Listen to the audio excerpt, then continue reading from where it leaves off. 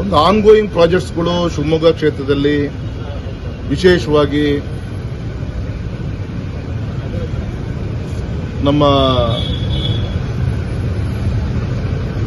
ಆಯುರ್ವೇದಿಕ್ ಯೂನಿವರ್ಸಿಟಿಗೆ ಜಾಗವನ್ನು ಕೊಟ್ಟಾಗಿದೆ. ಬಜೆಟಲ್ಲೂ ಕೂಡ ಘೋಷಣೆ ಆಗಿತ್ತು, ಹಿಂದಿನ ಬಜೆಟ್ನಲ್ಲೂ ಕೂಡ. ಸೊ ಅದಕ್ಕೆ ಅನುದಾನವನ್ನು ಗೌರವಾನ್ವಿತ ಮುಖ್ಯಮಂತ್ರಿಗಳು ಇಡಬೇಕು ಅಂತ ನಾವು ವಿನಂತಿಯನ್ನು ಮಾಡ್ಕೊಂತೀವಿ. ಮತ್ತು ಬೇರೆ ಬೇರೆ ನಮ್ಮ ಕೇಂದ್ರದ ರಾಷ್ಟ್ರೀಯ ಹೆದ್ದಾರಿ, ರೈಲ್ವೆ ಯೋಜನೆಗೆ, ಲ್ಯಾಂಡ್ ಅಕ್ವಿಷನ್ ಪ್ರೋಸೆಸ್ಗೆ ಬೇಕಾದಂಥ ಅನುದಾನವನ್ನು ಕೂಡ ಸರ್ಕಾರ ಹಣ ಇಡಬೇಕು ಅಂತ ನಾನು ವಿನಂತಿ ಮಾಡ್ಕೊತೀನಿ. ಮೂರನೇದು, ಪ್ರವಾಸೋದ್ಯಮ ಸ್ಯಾಂಕ್ಷನ್ ಆಗಿದ್ದ ಅನೇಕ ಅನುದಾನಗಳನ್ನು ವಾಪಸ್ ತೆಗೆದುಕೊಂಡಿದೆ. ಅದನ್ನು ಪುನರ್ ಅದಕ್ಕೆ ಬೇಕಾದಂಥ ಹಣವನ್ನು ಈ ಬಜೆಟ್ನಲ್ಲಿ ಇಡಬೇಕು ಅಂತ ನಾನು ಒತ್ತಾಯನ ಮಾಡ್ತೀನಿ. ಸರ್, ಈಗ ವಿಧಾನಸಭಾ ಅಧಿವೇಶನ ನಡೀತಿದೆ ಸರ್, ಅಲ್ಲಿ ಒಂದೇ ಚರ್ಚೆ ನಡೀತಿರೋದು, ಯಾವುದೇ ರೀತಿಯ ಅನುದಾನ ಬಂದಿಲ್ಲ ಎನ್ನುವ ಒಂದು ಶಾಸಕರು, ಎಲ್ಲ ಶಾಸಕರು ಕೂಡ ಒಂದು ರೀತಿಯಲ್ಲಿ ಆಕ್ರೋಶ ಹೊರ ಹಾಕ್ತಿದ್ದಾರೆ ಸದನಕ್ಕೆ. ನೋಡೋಣ, ಗೌರವಾನ್ವಿತ ಮುಖ್ಯಮಂತ್ರಿಗಳು ಹಿಂದೆ ಹೇಳಿದ್ರು,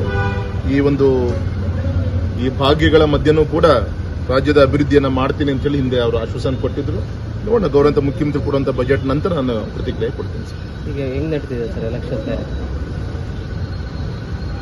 ಯುದ್ಧ ಬಂದಾಗ ಶಸ್ತ್ರಾಭ್ಯಾಸ ಮಾಡುವಂಥ ಸಂಘಟನೆ, ಕಾರ್ಯಕರ್ತರು ನಮ್ಮ ಪಕ್ಷದಲ್ಲಿ ಇಲ್ಲ. ಸತತವಾಗಿ ಸಂಘಟನೆಗೆ ಒತ್ತನ್ನು ಕೊಟ್ಕೊಂಡು ಬಂದಿರುವಂಥ ಭಾರತೀಯ ಜನತಾ ಪಕ್ಷ. ಹಾಗೆ ಸಹಜವಾಗಿ ಚುನಾವಣೆಯ ಒಂದು ಪ್ರಾಮುಖ್ಯತೆಯನ್ನು ಅರ್ಥ ಮಾಡಿಕೊಂಡು, ರಾಷ್ಟ್ರೀಯತೆ ವಿಚಾರಗಳನ್ನು ಇಟ್ಟುಕೊಂಡು ನಮ್ಮ ಸಂಘಟನೆ ಕಾರ್ಯಕರ್ತರು ಬೂತ್ ಮಟ್ಟವರೆಗೂ ಕೂಡ ಗಮನವನ್ನು ಕೊಡ್ತಾರೆ. ಯಶಸ್ವಿಯಾಗಿ ನಡೀತದೆ. ಮತ್ತೆ ನನಗೂ ಕೂಡ ನಾನು ಹೆಚ್ಚಿನ ಸಮಯವನ್ನು ನನ್ನ ಕ್ಷೇತ್ರದಲ್ಲಿ ಸಮಯ ಕಲಿತಿರೋದ್ರಿಂದ ಹಾಗಾಗಿ ಚುನಾವಣೆ ಘೋಷಣೆ ಪೂರ್ವ, ಚುನಾವಣೆ ನಂತರ ಅಂತ ಯಾವುದೇ ವ್ಯತ್ಯಾಸ ನನಗೆ ಅನ್ನಿಸ್ತಾ ಇಲ್ಲ. ಆಸ್ ಯೂಶುವಲ್ ನನ್ನ ಡೈಲಿ ನನ್ನ ದಿನದ ಒಂದು ದಿನಚರಿಯಲ್ಲಿ ಏನು ಗಮನ ಕೊಟ್ಟು ಹಾಗೆ ನಾನು ಕಂಟಿನ್ಯೂ ಕೂಡ ಮಾಡಿದ್ದೀನಿ. ಸರ್, ಈಗ ಇರ್ತಾರ ಈ ಸಲ ಹೇಗಿದೆ ಅಪೋಸಿಷನ್ ಕಾಂಗ್ರೆಸ್ನಲ್ಲಿ? ಈವರೆಗೂ ಕೂಡ ಯಾರು ಕ್ಯಾಂಡಿಡೇಟ್ಗಳು ಇಲ್ಲ ಅಂದ್ರೆ ಈ ತರ ಅವ್ರದ್ದೊಂದು ರಾಷ್ಟ್ರೀಯ ಪಕ್ಷ ಘೋಷಣೆ ಮಾಡ್ತಾರೆ. ಇಲ್ಲಿ ವಿರೋಧ ಪಕ್ಷ ಏನ್ ಮಾಡ್ತಿದೆ ಅನ್ನೋಕ್ಕಿಂತ ಗೌರವಿತ ಪ್ರಧಾನಮಂತ್ರಿಗಳು ಕೊಟ್ಟಂತ ಯೋಜನೆ, ಕಾರ್ಯಕ್ರಮಗಳನ್ನ, ರಾಷ್ಟ್ರೀಯತೆ ವಿಚಾರಗಳನ್ನ ಇಟ್ಕೊಂಡು ತೆಗೆದುಕೊಂಡು ಹೋಗ್ತೀವಿ ಹೊರತು ಇಲ್ಲಿ ರಾಘು ಅಥವಾ ಇನ್ನೊಬ್ಬ ಕಾಂಗ್ರೆಸ್ ಯಾವುದೋ ಅಭ್ಯರ್ಥಿ ಇದೆಲ್ಲ ಸೆಕೆಂಡರಿ.